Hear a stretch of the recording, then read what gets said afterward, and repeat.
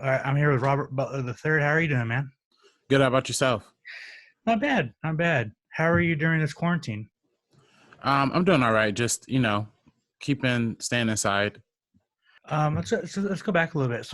Well, what was your childhood like? Did you play sports or did you just watch a lot of movies? Yeah. So when I was a kid, I used to, um, well, yeah. So when I was like a really little kid, I was always into movies. My grandma used to watch a lot of like karate movies, kung fu movies, all that kind of stuff. And then like my mom watched like a lot of like romantic comedies and all that kind of stuff. So I've always just had a fascination with them. And then when I was like a young kid, I wanted to be like an actor. I wanted to be like an action star. I wanted to be like Tom Cruise and be in like a bunch of movies or like Jackie Chan and all that kind of stuff. But when I was a kid, like I grew up in the city of Compton, California, my entire life.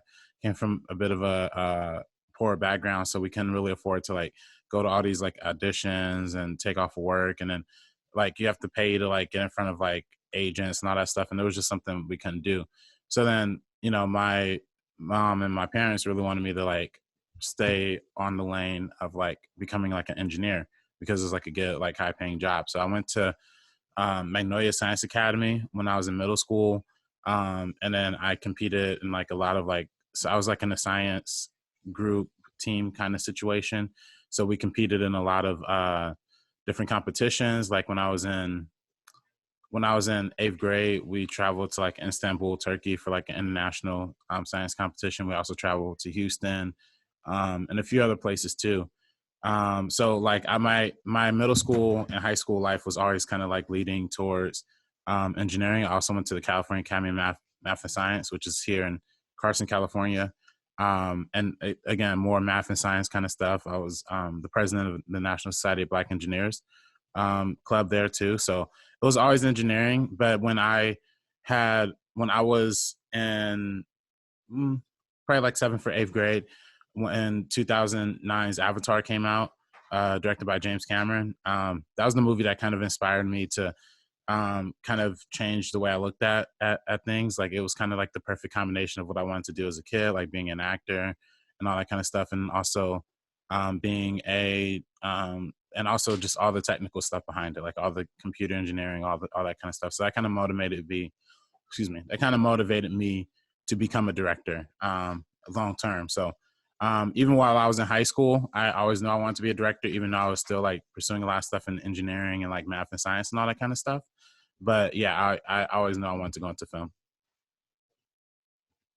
I had no idea that you were such into math and science and in engineering. Yeah, no, it's definitely something that is I was just really good at math. I was never really good at science as much. Like science wasn't the one thing that I was like good at, even though I was like on a bunch of science teams. But like it was really math that like was kind of always just kind of came easy to me. Numbers kind of came a little easier to me.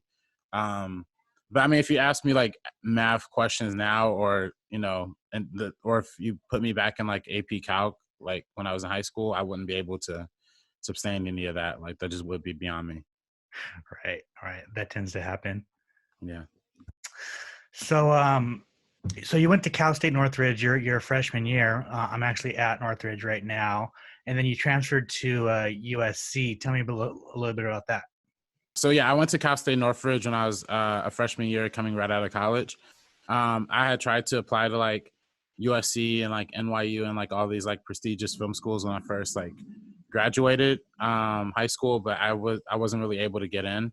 Um, I was on the wait list for NYU, but ultimately I decided to go see something because I wanted to like stay in California, and I wanted to be, and it was on the at the time it was, I think it's still on the Hollywood Reporter's best film schools list, and that was like the only Cal State program that was on there. So I went. I wanted to go there, and I knew a few people from my middle school who was at CSUN, so I decided to go there. And then, yeah, I mean, they had a really great like first year program there. Like I remember they just built that new um, theater area. Well, not just theater, but the whole like film school building over there. Like it was so nice, and then watched so many cool screenings, like Saturday screenings and everything like that. That I really wanted to just go and get to really like be a part of it. And then after but I did I also knew my ultimate goal was to transfer to USC because I was a recipient of like the Gates Millennium Scholarship. When I was a senior in high school, I received that scholarship, and they basically allow you to pay for college wherever like you kind of want to go. Um, and I didn't notice when I applied to CSUN, but I was the only student ever to have that there. Oh, holy shit. Um, up until that point, I mean, I'm sure they might have had somebody like since, but it was kind of weird because they didn't really know how to like organize the like scholarship stuff per se. So and plus, like I said, I've always wanted to go to USC. That's like the number one film school in the world. And then it's always been, even when I was studying engineering, I always wanted to go to USC because I'm from Compton, and that's really the big university that's like closest to here. I've always seen it just like driving through LA, like South LA, like just growing up. So I've always kind of wanted to go there. So ultimately ended up transferring after 1 year at CSUN. But I mean, that was a great year at CSUN. That's still probably one of my, like literally my favorite year of college ever, because it was just like, you have that like freshman year experience. I was living on campus, like first time like really being away from parents. So Right. like it was really, really cool. And yeah, but I ended up transferring to USC after that. And so you went in as a sophomore, and you were going in for film specifically. Yeah, I went in for film. I went in to study cinema media studies at the USC School of Cinematic Arts. So basically, they have multiple kind of programs in the cinematic arts school. Like you do production, or they have like an animation department. They have like a media arts and practices department. But I ultimately was in the route of cinema media studies. So that kind of entails a more generalized idea of a film school, like the idea of like watching movies, writing about movies, talking about movies, discussing them in like a classroom format. And honestly, that's always been something I've been passionate about, because even when I was in engineering and all that kind of stuff in like middle school and high school, I was always one of the very few people who like actually followed film and like arts and like all that kind of stuff.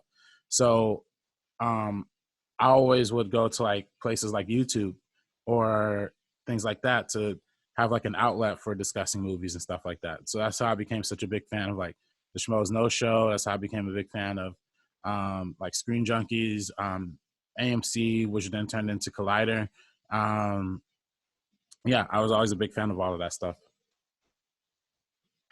Awesome. Tell me how. What were some of your favorite student films that you made? Favorite student films? Well, in the cinematic arts department, we had a class that was called 290, which was like basically like the general, or yeah, production 290, which is basically like a class where you spend the entire semester just like making shorts. And I had a really fun time there. I mean, if my favorite one that I made from that class um is actually called The Rug.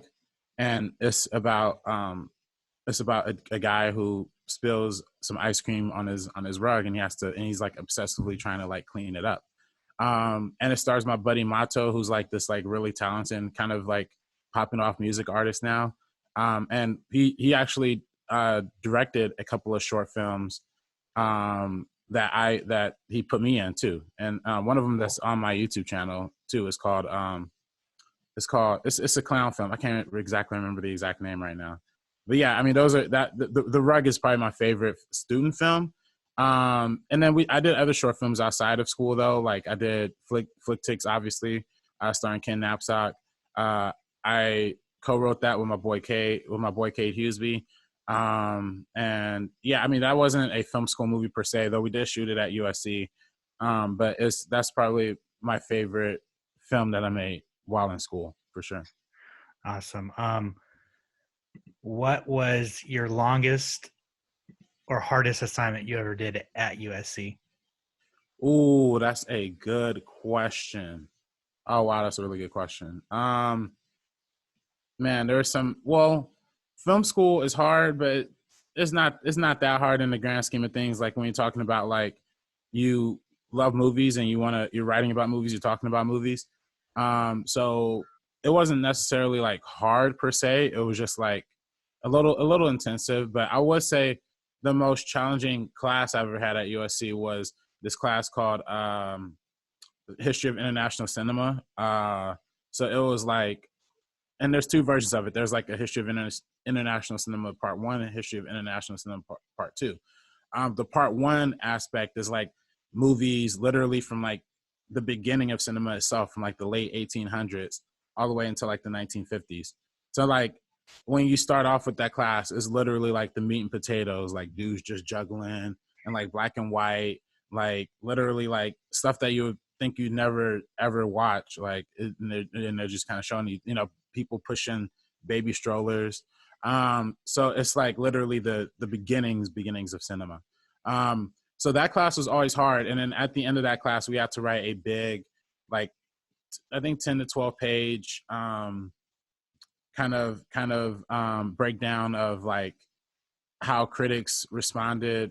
You could choose the topic, but the topic I chose was how critics responded to Dr. Calabari back when it first came out, like that 1920s horror movie film, and how critics kind of responded to it during that time. So that was a long assignment. And that class was just hard in general because that was literally my first semester at USC. And it was also the first semester I started working for Schmoes. So it was like literally like I was already like not upgrading, but having this different university experience matched with this new internship that I was just doing at the time. It was becoming like really, really difficult. But ultimately I did fine in that class. And I would never complain about any film school class because it's just like I was just doing what I loved. And even though I hadn't really been exposed to like the 1910s and the 1800s of like cinema before that class, I still greatly appreciate it. And it gave me a whole new perspective of how to read criticism and how to analyze historical context when it comes to analyzing movies. Mm. Yeah, that sounds like a difficult class. Yeah, that one was tough. I mean, every other class I had since, I'm not gonna say it's easy, but like I've had so many like fun classes. Like I had a Hitchcock class that was amazing, taught by the great Drew Casper. Um, and then I also had a Tarantino class Oh, that was taught by oh man, his name's escaping me right now, but he's literally this guy's literally, you see him in like every documentary that talks about like black cinema. Um, Todd Boyd, that's his name, Todd Boyd. And okay. then I had a Pixar class. That one was really great too. So yeah, I every single class I had at USC Film School, I've always taken away something from it. And yeah, I greatly appreciate all the experiences I've had there. So, like in the Tarantino class, what was that class like? What would you do, and what were the assignments like? Yeah, so every week we will watch. Well, we watched all of Tarantino's movies. Um, so all the ones he directed, except for the one with Robert Rodriguez, the Grindhouse. We didn't watch that one, but we did watch True Romance. And then in the weeks that we weren't watching Tarantino films, we were watching the films that inspired Tarantino to do those films. So, for example, when we watched um, before we watched Kill Bill, we watched a Bruce Lee film, and then we watched Kill Bill the next week, and then before we watched Django, we watched one slave movie and one western. We watched the original Django, and then we watched um, that slave movie. Oh, it's escaping me right now, too. But yeah, it was always we always watched like the inspirations and then the actual Tarantino movie, and then kind of talked about like all of the themes around like his films.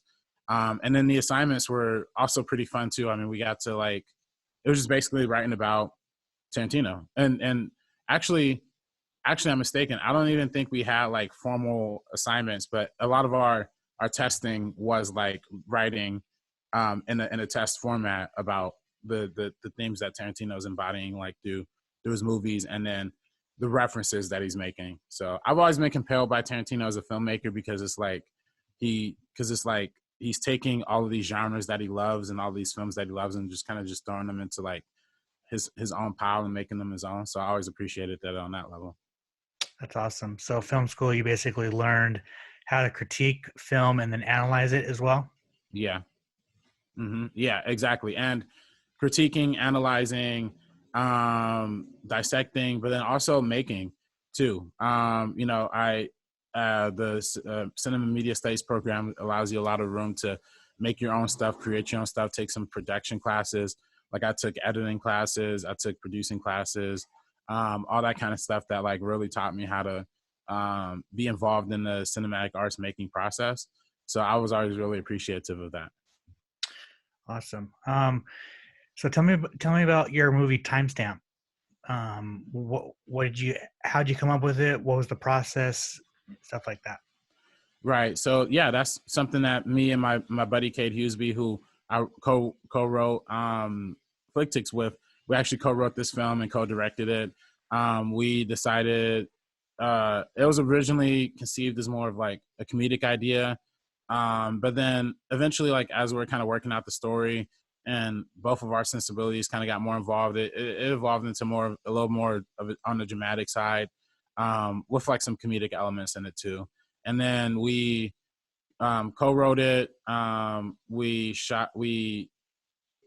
were planning on shooting it for a while, but like there was delays, and then we wanted to try and get it funded through certain means, but we couldn't do that. So we ultimately ended up getting crowdfunding. We ultimately decided to do crowdfunding. We did an Indiegogo campaign, which our initial goal was like $7,000, and we ended up raising like 8,000. Thanks to a lot of like the Schmoes No fans, the Collider fans. We got to speak on it on Collider Live back in the day. So it was so that really helped our campaign a lot. Like we really got a big boost from there. There was even at one point we got on the Indiegogo like recommended like page. So that also helped us bring in a couple more people as well. Oh, wow. So yeah, it was a really great process. My first time ever crowdfunding anything ever. So it was really, really fun. And then, yeah, we ultimately ended up doing that. We ended up making the money, and we ended up shooting the film in August of last year. And we still been in post-production. I mean, right now we have like a picture lock, and we're coordinating with sound and visual effects. Like it's been a long process, mostly because Kate is still in school. I have been working full time, and our visual effects guy, salute to him. He's a very, very talented dude who works on like professional movies and music videos. So he kind of prioritizes, just by proxy of like working on professional things, like he has to work on some of those things before he could prioritize our project. So, but there's no fault to him. But yeah, we're moving now that the quarantine's happening. We're all like kind of putting the steps together and moving together, and hoping that we can succeed and excel. So the movie's already shot. Yeah, the movie's already shot. Stars Ken Knapsack. Our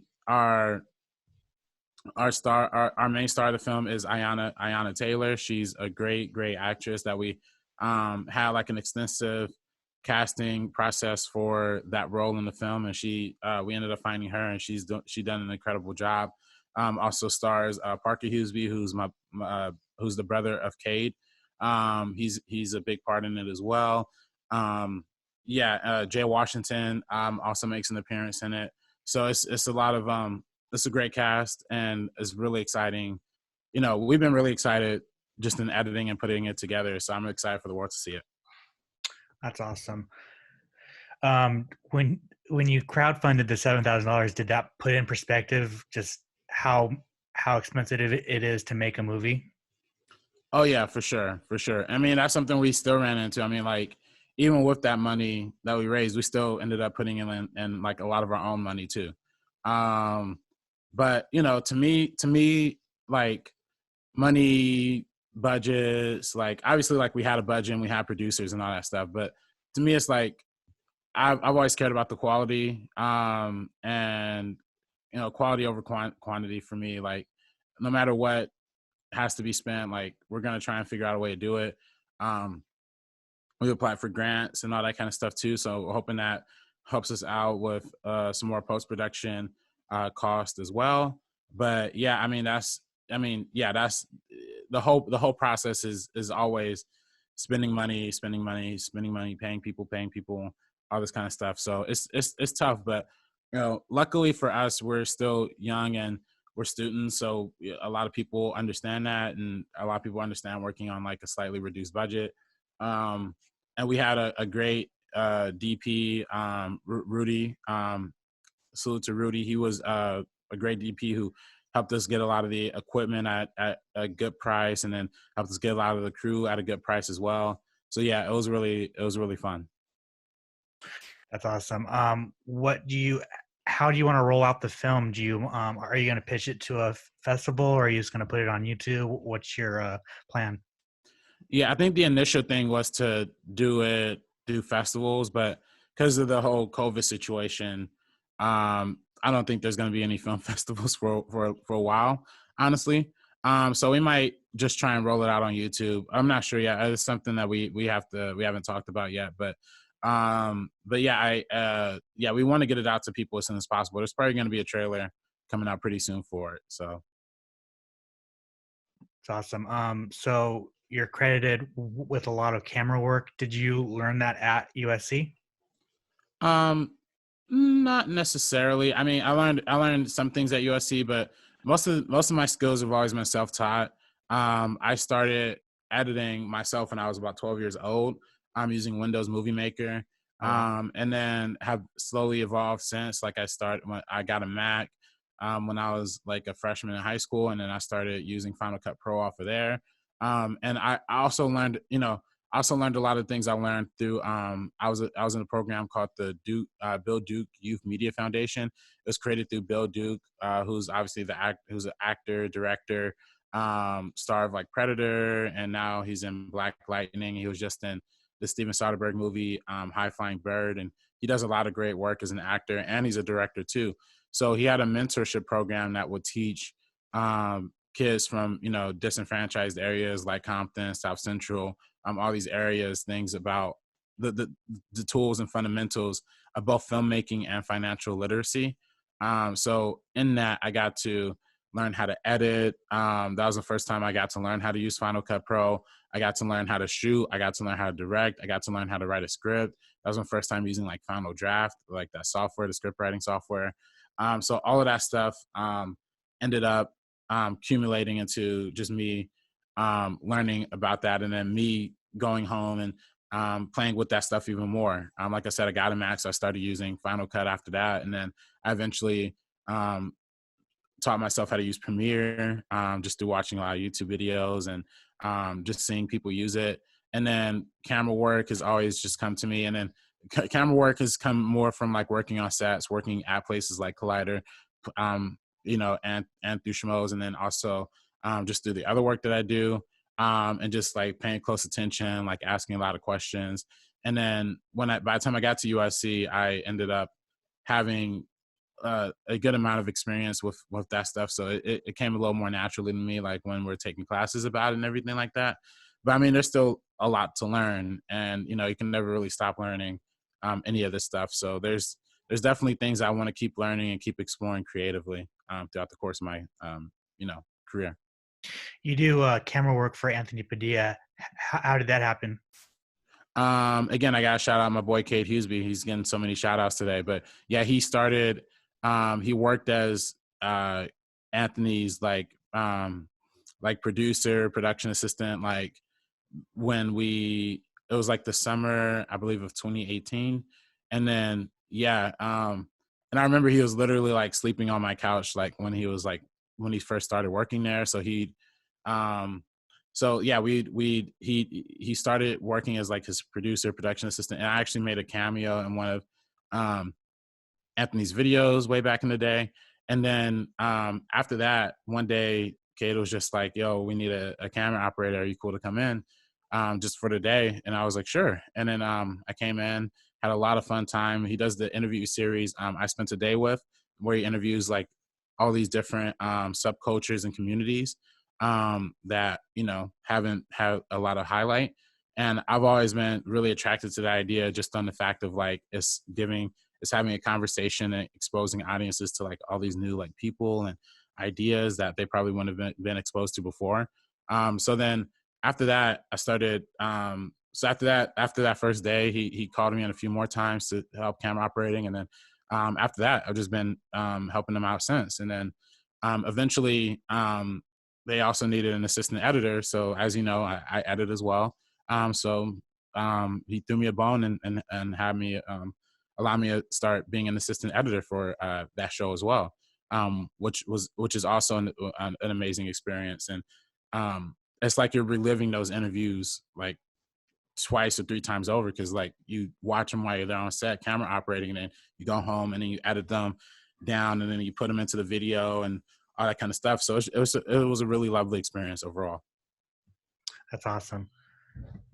So talk about your YouTube channel, First Cut, and all the shows on there. Yeah, First Cut. So yeah, me and my boy Andres Ace, we met on the Schmoes No Show. He was the associate producer. I was the intern, and we would always, be the guys who were talking about like hip hop and movies and certain animes like Dragon Ball Z. And we really connect on a lot of levels, and we both generally just love talking like the deeper meanings and like political like philosophies like within meanings, or like social philosophies that are presented in movies. So we began the podcast, The Meaning of Podcast, back in September 2017. And then from that, like it was originally distributed on the Schmoes No Network back in the day. So yeah, we started doing the podcast and then we never really stopped. So we never really stopped. And then eventually we had our audio and video on the Schmoes No feed initially, and then that feed eventually ended up becoming the Collider podcast feed. But once Collider podcast decided to go in like different directions, we were like, we decided to figure out how we could like just start self-distributing. So our solution was creating First Cut. And we had always been talking about doing a YouTube channel for a long time, just shooting reviews, talking movies, all that kind of stuff, using the platform that we had built up from The Meaning of, kind of transferring that over to First Cut. And we ended up doing that and creating our own YouTube channel for posting our podcast and our reviews. And then now we, about 6 months ago, we added Sabrina as one of our co-hosts and as our social media managers. We've been growing ever since. That's awesome. How did you come up with the format of it? Just you like talking about movies, so fuck it, let's do it. Exactly, literally, and exactly. So we wanted to do something that was different than like most other movie podcasts. And when you're in film school or just looking at film in general, like the idea of like the auteur theory is always like omnipresent, right? Like the idea of like there's an artist, there's a author of the film, of the cinema. And if you look close enough at somebody's work as a director, or in cases of The Meaning of Podcast, when we talk about a franchise or a television show or a character, there's usually an ideology represented like as a through line. So we decided to just make that like our point of conversation, we just decided to do that and have a really fun time talking movies and everything like that. So that's awesome. I'm a big fan of it, and I wish you just all the continued success for it, because I do believe if you guys just keep grinding, it's going to be bigger and bigger and bigger. Thank you. Yeah, I've always believed if you want to start something, you kind of got to put in like 10 years of your life into it before it could like really get to the, big place that you want it to get to. And so far we're about 2.5 years deep, and I say we're starting to move. So I'm really looking forward to that. Right. All right, I'm gonna rattle off just a bunch of favorite questions and uh, just do it off the top of your head or whatever. Okay. What's your favorite food? I love steak. Steak is always my favorite food to eat. What's your favorite drink? Orange juice. Yeah, I am an orange juice addict. What's your favorite color? Green. Green's my favorite color. Money is green. The earth is green. Everything's green. So What's your favorite all-time movie? now that's a tough. Now that's really tough. That I still to this day not really sure if I have a definitive answer for. I could give you a few of Yeah, my favorites. I could always say, um, The Social Network was one of the ones I saw in theaters that I'll still claim is probably one of the best theater experiences I've ever had, and is one of the Avatar was one of those early game changing ones, and then The Social Network was too. Um, and then I'd also say Blade Runner is up there. Paul Thomas Anderson's Magnolia is one of my favorites. Spike Lee's Do the Right Thing is up there as well. So yeah, I have a few. I have a few favorites. But yeah, those are kind of a good like four. Is that like four? Did I say four or five? yeah, it sounds like 4 or 5. Yeah. So that's probably the ones that will be in the conversation for me. Yeah, I know that was kind of an unfair question because it's just so hard to name you just like one all-time favorite movie. Yeah. I mean, I should just I always tell myself I gotta just really like sit down and really think about it. But you know, those are probably the four I always go back to. All right, what's your favorite horror movie? Favorite horror movie? Ooh, that's a good one too.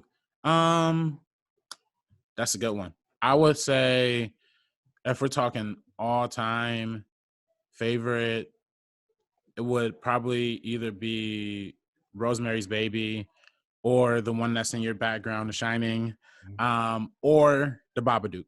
Again, that one's I love horror. So, and you know, I've made a lot of good horror films with I got to help shoot and do sound on a lot of great horror films with Christian Rubicabra, Cody Hall, Brian Perez, the Wangers for their channel Amateur Hour Films. And we've always had a great appreciation for horror. I've always had a great appreciation for horror. That's probably one of the most underrated genres for sure. So I love a lot of horror out there. What's your favorite comedy movie? Favorite comedy, The Big Lebowski. Yeah, that one's pretty definitive. There's not many movies that make me laugh as hard as that one. What's your favorite action movie? Ooh, um, favorite action movie. I would actually probably. I mean, I guess there's discourse of whether or not like it's an action movie or a sci-fi movie, but The Matrix. What's your favorite documentary? Documentary. Okay, so this is where I guess more of like my political alignings get unveiled. But I'm a big like Michael Moore fan, so I love a lot of his movies. I'd probably say um, Fahrenheit 9/11 was one of those early documentaries that I saw and like I really got into. I think even to this day, I've used a couple of like the songs on the soundtrack for that movie for my own like documentaries. So yeah, probably that one. Okay. What is your favorite Oscar-winning movie? Oh, like Best Picture winner? Yeah. Ooh. Um I think that one I have a pretty definitive answer for. Slumdog Millionaire. That is that one I didn't see like during the Oscar like hype or whatever. Um but I literally like that movie gives me all kinds of emotions. It makes me laugh, makes me cry, makes me sad, but it makes me happy. Like it literally like is one of the perfect movies in my opinion. And but now that we're in 2019, 2020, I could also add Parasite to that list too. Mm, Yeah. it's a good film. What's your favorite TV show? Favorite TV show of all time? Breaking Bad. Mm, Yeah, I gotta watch more TV. I'm always I lag on TV a lot. It's tough for me to get into like serialized stuff. I mean, I also love like I love a show like Sherlock, but I I personally have a hard time calling it a TV show because it's literally like every episode is like an hour and a half. So it's basically like a movie. It's basically like a series of movies. But yeah, that's a great TV show as well. But definitely Breaking Bad is my all-time favorite. What's your favorite podcast to listen to? Oh, favorite podcast to listen to. Oh, that's funny. Has nothing to do with movies, but the Joe Budden podcast. Mm. Yeah. I'm all for some spicy hip hop hot takes. So that's my favorite podcast for sure. There are some pretty good spicy hot takes on that. Yeah. Who is your favorite director? Favorite director of all time. I will say, okay, I wouldn't say the best. This is different than like saying best, but favorite is definitely Spike Lee. I have every one of his films. He's the director I have the most films in my Blu-ray collection of.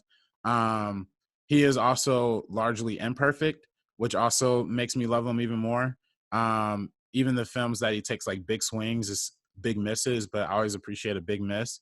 And yeah, I He Got Game is probably my favorite sports movie of all time. Malcolm X is my favorite biopic of all time. Do the Right Thing is one of my favorite movies of all time. Every single one of his movies, either good or bad, I still have some sort of love or appreciation for. So For sure. Spike Lee is an icon. He just, yeah, and I'm not saying that he's a better director than like Kubrick or Spielberg or like all of these other big names. Because if we're talking the best conversation, that's a different conversation. But in terms of my personal favorites, like whose style I think is just like awesome to me is Spike Lee. who's your favorite actor? Favorite actor? Oh boy, there's a couple. I'd go with Denzel, probably top up there.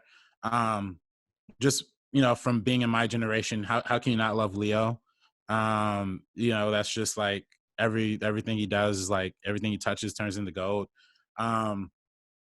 Also, I guess Daniel Day-Lewis is too easy too easy of an answer to say. But yeah, probably Denzel, Leo, um, also Tom Cruise, like, because I feel like what people like now, people know Tom Cruise is like the crazy stunt guy, but back before he was that, he was actually like a well-renowned, like multiple Oscar nominated actor who, again, Magnolia is one of my favorite movies of all time.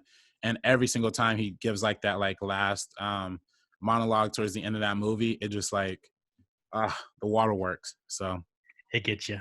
yeah, What's your favorite sport to watch? basketball.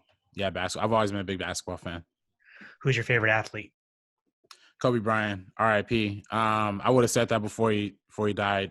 Like, of course, like I'm a lifelong Laker fan.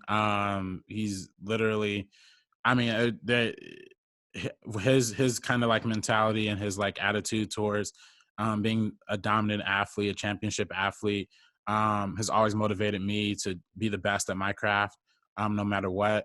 And I just love everything that he kind of represented in my life, just as an athlete, but also like as a personality. So yeah, Kobe Bryant, easy. Who's your favorite, or what's your favorite song? Favorite song, Hips Don't Lie by Shakira. Mm-hmm. That's definitely my favorite. Who's your favorite musician? Favorite musician.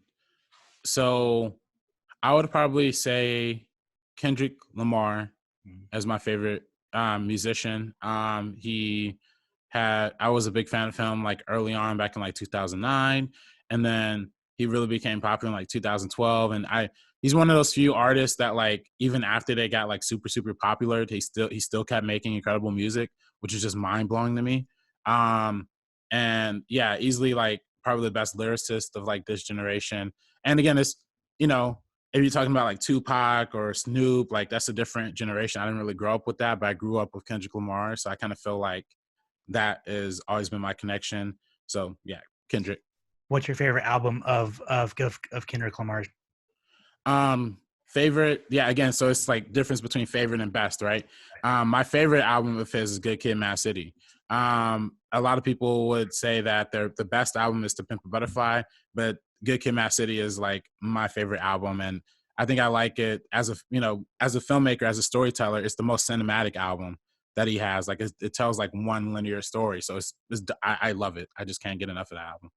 I think A Good Kid, Mad City is one of the best albums of all time. Absolutely, 100%. I mean, that's what's funny about Kendrick. Like, you want to have a conversation about all of his, if you want to have a conversation about all of his albums as being like the best of all time, best rap albums of all time. So it's like, you can't really go wrong with no matter what you pick. Right. What's your favorite place you've ever traveled to? Favorite place I ever traveled to? Oh, Hawaii. Yeah, I went to Hawaii when I was in junior year of high school. Thanks to my buddy Oswaldo Felix and his mentor Pat. The amazing people. They allowed me to tag along with them on their trip to Hawaii, and I had the time of my life there. What's your favorite holiday? Favorite holiday? Christmas. Christmas is always my favorite holiday. Yeah. And then what's your favorite hobby? Favorite hobby? Huh. That's a good one too. I don't have too many hobbies outside of like movie related stuff. Honestly, I love movies. I love, like, like I said, I love listening to rap, and I love listening to like rap commentary, rap shows. I love watching basketball and watching, like First Take and all that kind of stuff. First Take is actually the inspiration of why we called First Cut, because we wanted to have like a sort of like debate format, type thing when we're talking about movies, and really dig in and analyze them in the same way that they do on First Take. So yeah, that's probably, I guess that's not a good answer, but just like watching commentary, watching TV, watching news related stuff and all that kind of stuff. It's a good answer. A favorite hobby is hard to answer. Yeah. I wish I had a cool hobby like making boats, or like doing something cool, or like pottery or plants, but I honestly don't. I'm pretty Bottle boring. caps. Yeah, exactly. Collecting bottle caps. I do recycle. I mean, I'm very adamant about recycling, but that's not really it's not really a hobby, I guess. So I wrote a story for CSUN during Black History Month, and I went around and asked all the Black students what their favorite Black movie is. So, what is your favorite Black movie? Um, oh, that's a good question too. Um, yeah, that's a great question. Probably I would say, I talked about Do the Right Thing, but I think of Do the Right Thing as less of like a Black movie and more of like a world movie almost. I don't know if that makes any sense. But if I were to pick like specifically a movie that like encaptures the Black experience, I would almost say Baby Boy by John Singleton. That one to me is literally amazing. Like Tyrese, Taraji P. Henson. I can't get enough of that movie. That's a good one. That's a Yeah. good one. Thank you.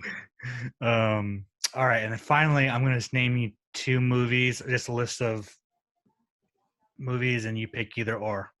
Okay. All right. Close Encounters or E.T.? Close Encounters. Back to the Future or Ghostbusters? Ooh, Back to the Future. Indiana Jones or Star Wars? That's a good one. Probably Star Wars. Goodfellas or Godfather? Ooh. Does it mean just The Godfather, or does that mean Godfather Part 2 as well? Since Goodfellas is just one movie, It'll be, yeah. So if it's just the first Godfather versus the one Goodfellas, I'll go Goodfellas. Okay. Friday the 13th or Nightmare on Elm Street? Oh, that's good. I'll probably go Nightmare on Elm Street. Alien or Terminator 2? Oh, now we're talking. Oh, that was tough. Oh man, I love them both. Like both James Cameron. I gotta go Terminator 2, just by the slightest, like just by the slightest. Die Hard or Rambo? Die Hard. Die Hard. I've always loved Die Hard. Saving Private Ryan or Black Hawk Down? Ooh, that's good too. Black Hawk Down is like super underrated. Super underrated. I probably still go Saving Private Ryan though. Boys in the Hood or Menace to Society? Mm, um, I would say Boys in the Hood, but like I would love to do a modern remake to Menace to Society because I think that movie still. I think Boys in the Hood is great, but I think it's like it kind of should live in the era that it lives in. But I think you can make a modern. I think the message of Menace to Society can still apply to like today. So How about do a Ryan Coogler directed Menace to Society? oh yeah, that'd be fire. That'd be super fire. Friday or Don't Be a Menace? Friday. Breakfast Club or Ferris Bueller's Day Off? Ooh. Oh, that was tough. Uh, um, I think Ferris Bueller is a slightly more perfect movie. Even though Breakfast Club I think has like a bigger impact, but I think Ferris Bueller is a little. There's some flaws in Breakfast Club that I've always kind of had, but Ferris Bueller I love to no end. So Schindler's List or Shawshank Redemption? um, Shawshank Redemption. Remember the Titans or Coach Carter? Coach Carter. I mean, that's my basketball bias showing, but I love Coach Carter. Anything with bat, honestly. And I just saw that Ben Affleck movie, The Way Back, and I don't know. I feel like just anything with like high school basketball. I'm like, yes. Right. Right. Pulp Fiction or Reservoir Dogs? That's good. That's a good one. That's a really good one. I'd probably go with honestly, well, I think part of the problem for me is that I think I watched Pulp Fiction so many times that I kind of burnt myself out on it. But I've watched Reservoir Dogs a lot of times too, and I still really like that one. So I might go with Reservoir Dogs actually. Clockwork Orange or The Shining? The Shining. I go with The Shining, but I do love Clockwork Orange. Forrest Gump or Good Will Hunting? Oh, now that's a good one. Actually, Good Will Hunting is like kind of like a lot of my inspiration for like timestamp, like weirdly enough.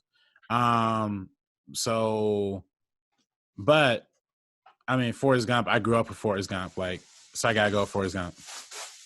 Usual Suspects or Seven? Seven, yeah. Matrix or Blade Runner?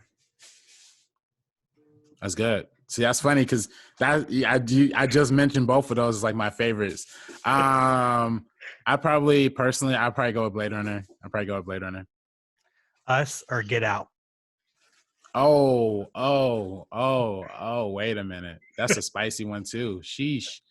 I'd probably go with Us. Only because I love Get Out, but I think that Us is like a bigger movie and it has like it's saying a little bit more, I think, about the world than maybe Get Out has a very specific thing that's going for, and Us is a little more universal. So I go with Us. Happy Gilmore or Billy Madison? Oh,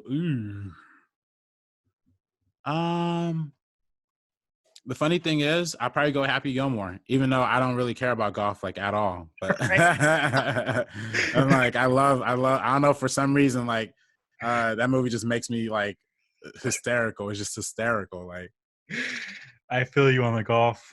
yeah. On the golf. Yeah. Dallas Buyers Club or Imitation Game? I haven't seen all of Imitation Game, so I'm gonna go with Dallas Buyers Club.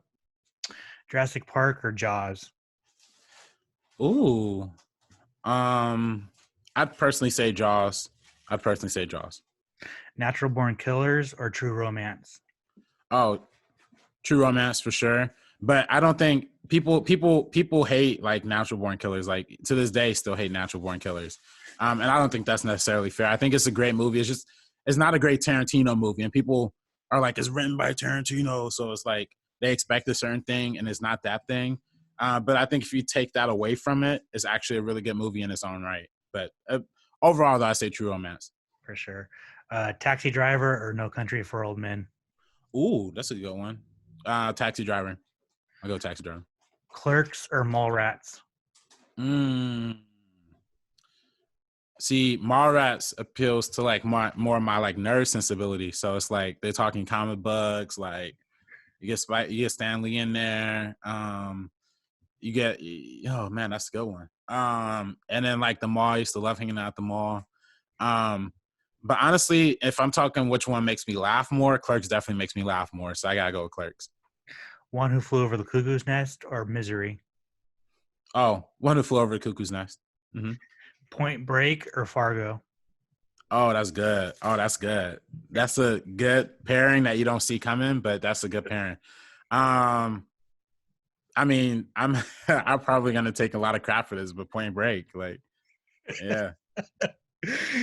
American Beauty or Beautiful Mind? That's a good one too. I say American Beauty. And finally, The Shining or The Exorcist? Oh boy. Yeah, The Exorcist is definitely one of the great horror movies. But I say The Shining. I like The Shining just a little bit more. Dope. Thank you very much. Yeah. So tell people how they can find you, about your movie, about your podcast, Twitter, everything like that. Yeah, you can find me everywhere on Twitter and Instagram at Director RB3, and you can find me you can find the Meaning of Podcast wherever you find podcasts. Apple Podcast, Spotify, Stitcher, all of that. And you can find the First Cut YouTube channel on YouTube. Just type in First Cut, and we got a lot of great reviews. We got a lot of great content that's coming out, and yeah, just all around is gonna be a great time. Thank you, sir. Thank you.